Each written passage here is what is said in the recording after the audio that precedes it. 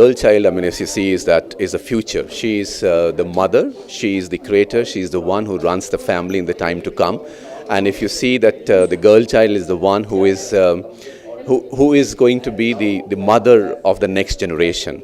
And I think it is very important that we look into the girl child and not let her be deprived of the care, the support, and the affection and the love that she deserves.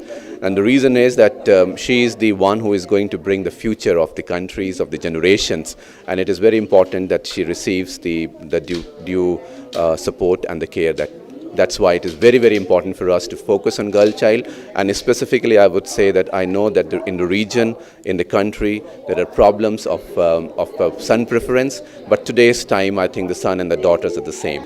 I wouldn't say that I have personally done kind of a research, but there is a lot of social and anthropological research which have been carried out. One, we also know this thing that, over a period of time, the society in general, as it was stated in the morning also during the inauguration, has considered the girl as a liability at times, whereas they do not recognize the contribution. And I think it is very important to see that with the increasing literacy rate, as well as with the increasing thrust and the focus on the empowerment of the girl, the difference with regard to the rights and responsibility is there.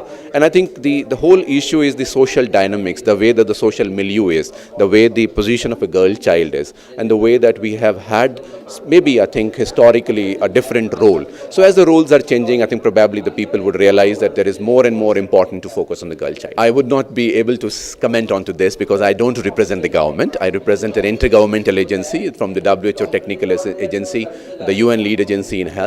But I understand what we understand, that there is a huge support from the governments, not only I would say from India as a member country, but in other countries of the region as well. And this is very welcome. This is a very welcome step. And as I understand from the education point, from the health services point, from in all the sectors now, the girl and the female is getting more and more support, whether it is free education, whether it is on one side looking into the implementation of prenatal diagnostic and the preconception prohibition of test act in a way. So all of that with the intent of preventing the sex selective abortion and the kind of pledge that has been taken by the obstetrician today, that's very encouraging. As I was saying earlier, that it's a matter of a social milieu. We certainly recognize that in the villages there could be a problem, but the problem is not only of the rural areas.